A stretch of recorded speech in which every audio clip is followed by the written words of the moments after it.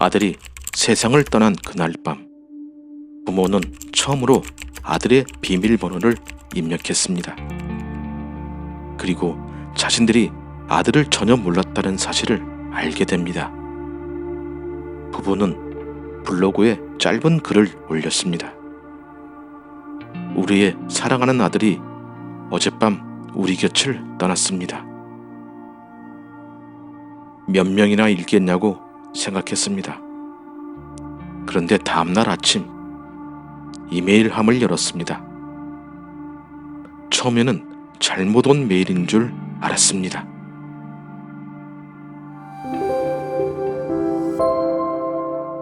메스 스테인, 1989년 노르웨이 오슬로에서 태어났습니다. 태어날 때부터 병이 있었습니다. 뒷센 근위 영양증. 근육이 서서히 사라지는 병입니다. 멈추지 않고 되돌릴 수 없이. 처음에는 잘 걸었습니다. 그런데 어느 날부터 넘어지기 시작했습니다. 일어서는 게 점점 어려워졌습니다. 7살이 되던 해 집 현관에 휠체어가 도착했습니다. 메스는 그 휠체어를 싫어했습니다. 넘어지고 또 넘어지면서도 스스로 걸으려 했습니다. 결국 받아들여야 했습니다. 아버지 로베르트는 오슬로 시의원이었습니다. 사회 문제를 다루는 사람이었습니다. 그런데 집에 오면 자기 아들의 문제 앞에서는 아무것도 할 수 없었습니다.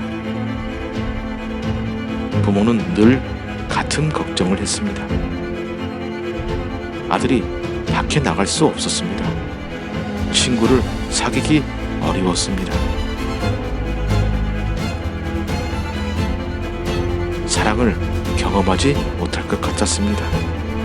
그리고 언젠가 혼자 남겨질 것 같았습니다. 메스가 10대가 되면서 컴퓨터 앞에 앉아있는 시간이 길어졌습니다.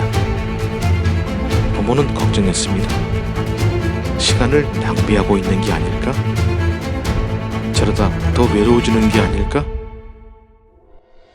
어느 날 아버지가 아들에게 물었습니다.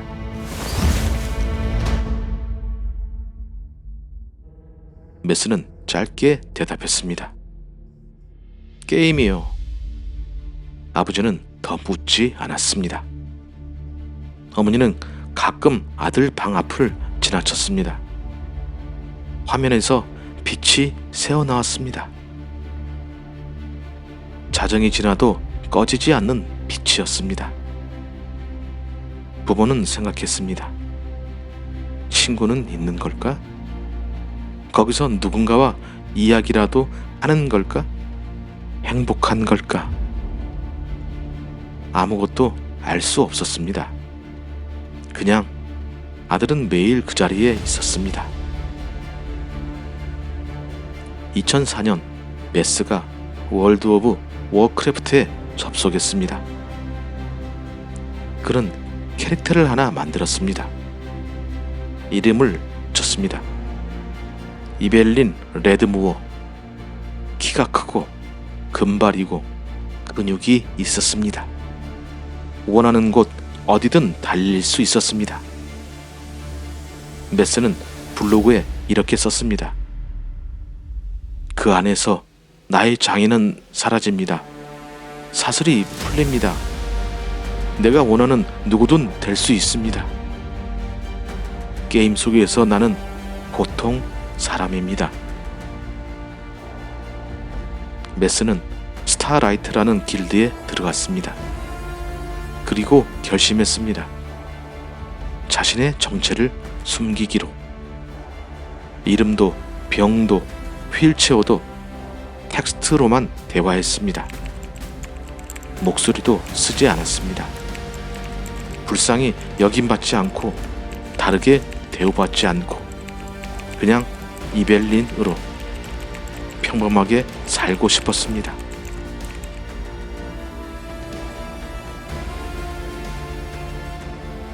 10년이 흘렀습니다. 부모는 그 10년 동안 아들이 화면 속에서 무엇을 하는지 몰랐습니다. 2014년 메스의 몸이 더 이상 버티지 못하기 시작했습니다. 의사들은 메스가 20살을 넘기지 못할 것이라 했습니다. 그는 25까지 살았습니다. 호흡이 어려워졌습니다. 병원에 입원했습니다.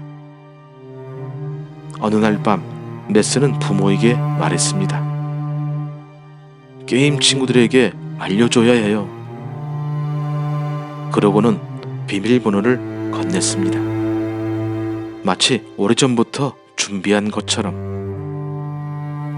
2014년 11월 18일 메스 스테인이 세상을 떠났습니다. 25살이었습니다. 부모는 아들의 블로그에 마지막 글을 올렸습니다. 우리의 사랑하는 아들이 오늘 밤 우리 곁을 떠났습니다. 몇 명이나 읽겠냐고 생각했습니다. 다음날 아침 이메일함을 열었습니다. 처음에는 한 통이었습니다. 이벨린을 잃었다는 소식에 마음이 무너졌습니다. 잠시 뒤 또 한 통이 도착했습니다. 이벨린은 제 가장 힘든 시기에 곁에 있어준 사람이었습니다. 그리고 또 한 통. 이메일은 계속 도착했습니다. 노르웨이, 덴마크, 핀란드, 영국, 네덜란드, 더 먼 곳들에서. 부부는 처음으로 생각했습니다. 혹시 우리가 모르는 사람이 또 있었던 걸까? 그런데 그 사람들이 말하는 이름은 모두 같았습니다. 이벨린. 저는 이벨린을 직접 만난 적이 없습니다. 그런데 그는 제 가장 친한 친구였습니다. 그가 없었다면 저는 그 시간을 버티지 못했을 겁니다. How are you doing? I feel with you. 처음으로 저에게 어떻게 지내냐고 물어준 사람이었습니다. 그리고 한 통의 메시지가 왔습니다. 저희는 5명입니다. 노르웨이, 덴마크, 핀란드, 영국, 네덜란드에서 옵니다. 장례식에 참석할 수 있을까요? 이벨린의 길드 유니폼을 입고 가고 싶습니다. 장례식이 끝났습니다. 아버지 로베르트는 아들이 남긴 링크를 열었습니다. 스타라이트 길드의 채팅 기록이었습니다. 10년 42,000페이지. 아버지는 읽기 시작했습니다. 처음에는 낯선 단어들이었습니다. 게임 용어, 퀘스트 이름, 캐릭터 이름, 그리고 조금씩 다른 것들이 보이기 시작했습니다. 오늘은 괜찮아? 이벨린이 먼저 묻고 있었습니다. 어제 울었다고 했잖아. 지금은 어때? 혼자 있지 마. 오늘 접속해. 한 페이지를 넘겼습니다. 어느 대화에서 멤버 한 명이 있었습니다. 엄마가 암이래. 무서워. 이벨린의 대답이 있었습니다. 지금 어디야? 혼자야? 그날 두 사람의 대화는 새벽까지 이어졌습니다. 아버지는 계속 읽었습니다. 한 페이지, 10페이지, 100페이지. 그리고 어느 순간 읽을 수가 없었습니다. 모니터가 흐려졌기 때문입니다. 아들이 매일 밤 저 자리에서 하던 일이 이것이었습니다. 부모가 몸 밖에서 걱정하던 그 시간에 아들은 누군가의 새벽을 함께 버텨주고 있었습니다. 아버지는 나중에 이렇게 말했습니다. 우리의 가장 깊은 슬픔은 이것이었습니다. 아들이 평생 친구도 사랑도 없이 살았다는 것. 그런데 우리가 틀렸습니다. 완전히 틀렸습니다. 우리는 아들의 디지털 삶에 5분도 들어가 보지 않았습니다. 그리고 거기서 일어나는 모든 것을 비난했습니다. 우리가 몰랐던 것은 게임이 아니었습니다. 우리가 몰랐던 것은 우리 아들이었습니다. 장례식 당일 길드마스터 카이 시몬이 단상에 올랐습니다. 지금 이 순간 네덜란드의 한 교실에 불이 켜졌습니다. 아일랜드의 콜리센터에 촛불이 타오르고 있습니다.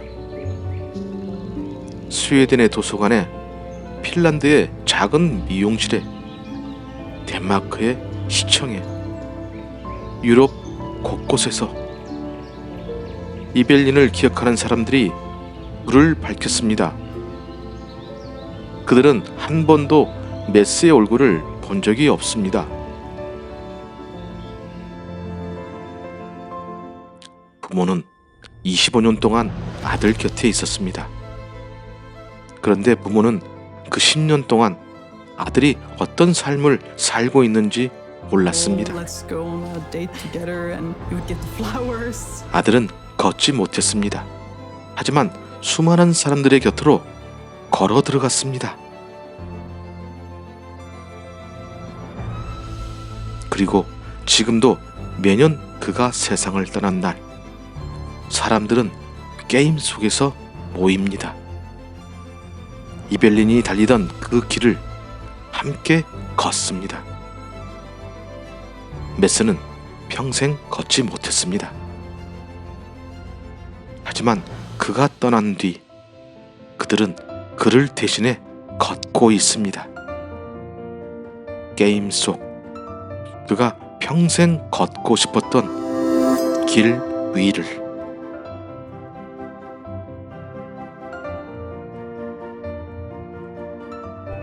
지금까지 파인딩 스타였습니다.